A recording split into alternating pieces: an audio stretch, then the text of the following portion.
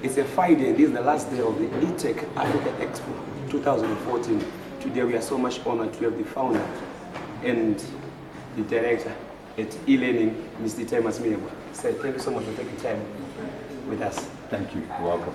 Right, so we understand that a lot have been really happening today at the eTech Africa exhibition, and what really attracted our attention here is taking a tour stand is the new baby, the professional digital skills or the digital license that you've recently been making noise about. I think we need to understand and have more information towards that. What is the digital passport or the digital learning program that you've just recently launched? The Digital Skills Passport is an important addition to our family. As you know, for the past 14 years, we've been focusing on making sure that we start to develop people with skills that are critical for them to survive in the 21st century. Some of the key skills that are required in this information society and knowledge economy is the ability to use and manipulate ICT with confidence and fluency so that you can achieve the various educational outcomes, work-related outcomes, and lifestyle. So the Digital Skills Passport is an internationally recognized certification that has come out of Europe through an Irish-based organization called 21st Century Skills Foundation. The certification is in two parts. The first part is a lifestyle. This is really for people who just want to be able to use computers effectively, to go on and start using social media and be able to use the digital devices without the pressure of being a professional. And that comprises of 7 modules. The second, which indeed is the most exciting baby, is the Professional Digital Skills Passport, which has 10 modules. Key in this are competencies that certify that a person is able to use things like word processing, spreadsheets, databases, but more important, to be able to use social media for work-related activities. So it actually has a separate social media training package in it? Indeed. The social media is one of the greatest inventions. As you know, most of the courses that we've had on the market have been built around a PC and desktop environment. However, now a lot of our devices are mobile. So this course, while it takes advantage of existing and legacy systems, it also positions the graduates to be able to start using the tools that are critical for the future going forward. Things like WhatsApp. How can you use WhatsApp, for instance, to promote your business or your lifestyles? Those are the kind of things that... But the other thing about the Digital Skills Passport is affordability. We've been very conscious about making sure that the majority of our people have access to these skills. So the platform itself is actually free to everyone. What you pay for is a certification process. This will make sure that we want everyone at least to have an opportunity. So in maybe before we go into the course, I want to understand what is the difference between the digital skills training and the ICDL?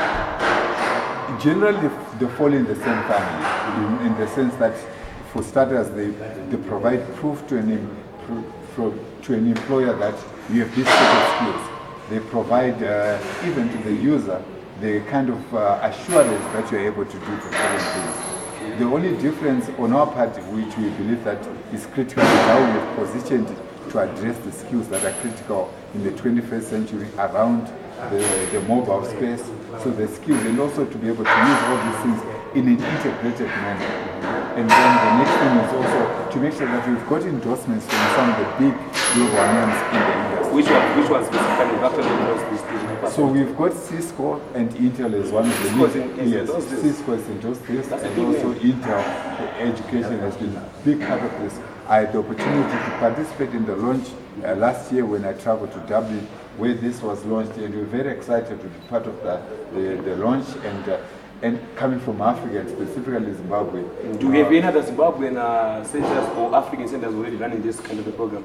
No, we are actually the first. We will be the first to run it in Africa. We're starting with 60 schools in Zimbabwe under the Minister of Education that will be running this Digital Skills Passport in the 8 out of the 10 provinces. Out of interest right now, how many schools are already running this program? At this moment, not yet, because it's still a process. We are deploying the infrastructure. And there's certain process but we believe that at the beginning of May, probably mid-May, then it will be launched officially by government in terms of the structure that we are following. Maybe a quick comparison between your program and the popular ICD. What is the major differences in the content? I think, like I said earlier on, it's really in terms of the positioning, but also pricing. We've tried to make sure that our product, number one, is affordable. The total cost of the product, at best, will cost you no more than $100. So we've made sure that whatever we charge for whatever user is less than $100 for the 10 modules. The second thing is in terms of distribution. This program is packaged in either you can access it on the web, you can have it loaded. Can you run through, do you know them by head, all of the 10 modules? I will have to look at them here. Okay. So the first module is actually computing fundamentals, where you really go through the basic structure and build vocabulary on what constitutes fundamental. Then you go into desktop computing. The third is the word processing. We on one hand, we are very vendor neutral. Just a quick one for the benefit of the viewers so that they really understand. Show the camera, what you see there. Yes. So we've got word processing, presentations where you do stuff like your PowerPoint, spreadsheets, your things like Excel, databases. Then you've got computer security. We've brought in this, a big part of the skills that industry is asking. Online IT skills. We've noticed that many people don't actually have the competencies to survive and protect themselves while they're online. Then productivity management takes into account all these things and make sure that you're able to integrate them in a productive manner.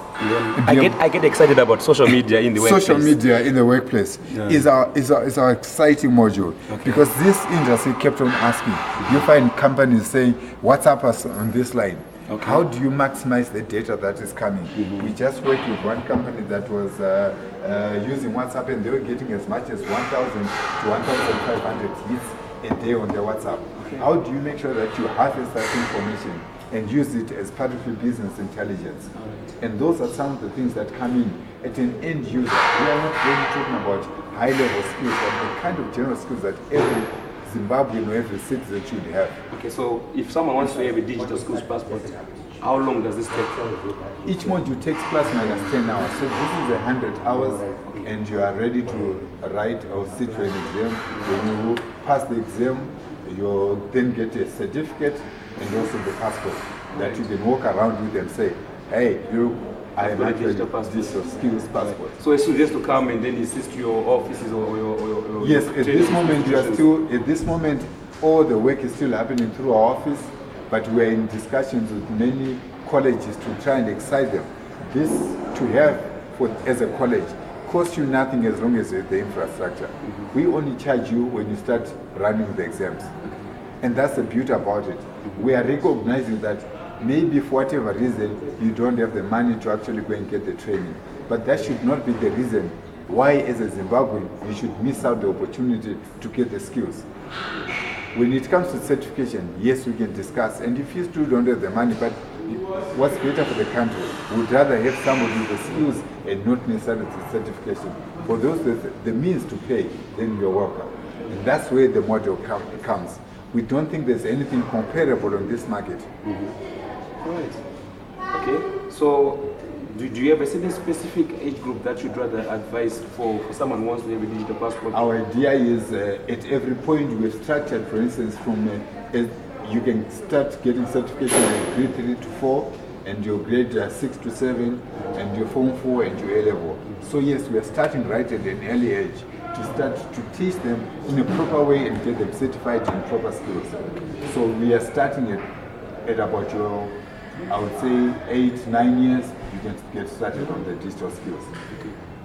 Today here in Zimbabwe, we have a problem where we have what our personally call the BCs, those who were born before computers. Yes. We have them at our workplaces. Someone needs to appreciate the basic computer knowledge. What would you advise the person to start with and where? I would encourage them to visit our office and probably invest in the first modules of the digital skills passport, that are lifestyle. There you are being taught how just to get started with computers, switching it on, off, how to get online, working around the music. You know, many times we use our smartphones to record various things, and also getting on social media and digital photography. We use our phones to take pictures. How do you manipulate them and do cropping, digital video, and sharing those files on the web? This is really not hard science. These are things that we are using in one form or another. What we do is we take it through a structured process of maximizing the kind of assets you already have. And that's what I would advise those who were born before computers to get started on. They don't necessarily want to be experts in Word, Excel, and PowerPoint, but they've got they want that familiarization. They probably have an Android tablet. They probably have an iPhone or some kind of a smartphone. With those devices, the best skills that you want to invest in come on the digital skills plus the first stage. Okay. I know we have put so much emphasis on this particular product for us as Temple. It really excites us. Maybe I think just before we close this interview, a bit background on e-learning. I know I understand that we have many things that you're doing besides the digital passport. What else are you offering, and would you want our viewers to actually know more? As e-learning solutions, what we've done is built our business around 3 pillars. We have spent a lot of time trying to close the gap between what our schools are teaching our children and therefore our students vis-a-vis what industry, life and community is asking for, which is popularly known as curriculum. So we provide a lot of digital content and interventions that help close that gap, that help our kids to move away from just being able to claim, to recite and describe things, but more importantly to solve problems, because only critical thinkers and problem solvers are going to be able to move our country forward. The second part is in the difference between how we teach whatever that curriculum is and how people learn. We now know from science that people learn better when certain things are done, and this speaks to pedagogy. So we train teachers. To date we've trained over 3,000 teachers countrywide, or not just in digital skills. 3,000? Yes. That's a great number. And these are mainly out of Harare. We have teachers in Nyanga, we have teachers in Matabele South, Matabele North. Right now we're in Mashingo. We are also teaching the new theories or new skills that are required when you now put this technology in the hands of the kids. And then what's the dynamics like when the teachers in front? When you start dealing with kids that come with content in place. The third part is really about infrastructure. We are bringing purpose-built classmates. These are devices that are robust, waterproof, and recognize that kids learn in a different manner, and the kids are much smaller, so even the furniture needs to recognize those things. And so that's what we're doing as e-learning. One of the things that has come out of our work is tremendous pass rates where we've deployed. We have a school in Highfield, for instance, where 3 years ago we moved in, their pass rate was 29%. Now they're on 82%. That is the power of technology when it's used properly and deployed properly in the life. What do you think currently with the government in the way that is actually implementing technology and e-learning? Where are we, and how is the response of the government? If you had asked me that question 10 years ago, I would have started weeping. Not because of joy, but frustration. But now I can say, although we are behind, the most important thing is we now have government looking in the right direction. We have the right messaging coming out of it. How supportive are they? Well, there's still many opportunities for improvement. We still think that government still reviews, certain structures of government still views technology as an obstacle, as a threat. And rightfully so if you are not informed. So part of the role or responsibilities with us to educate that government, that technology is indeed a great enabler for social and economic development. So Ministry of Education is coming along and moving in the right direction. We're just hoping that a more enabling framework for private sector to start providing these tools in education is opened up, so that we can support government in manners that actually move our country forward. Great. Probably, Mr. we will talk about the last words to our viewers just before we just close down this. Make sure you visit our website, eLearning Solutions, so you've got your 3 W's.elearning as one way.co.zw. But make sure you support your community. Make sure that every person, every second person you know has a digital skills passport. Make sure that that school that you went to has access to these resources. It is only us who are able to move this country forward. So if you are viewing this, make sure that your next door neighbor has invested and upgraded their ICT skills. All right, our viewers, this is all that we have from the main behind this great vision, the e-learning vision. Thank you so much, Mr. Masimirembwa, for your time, and hope to see you again.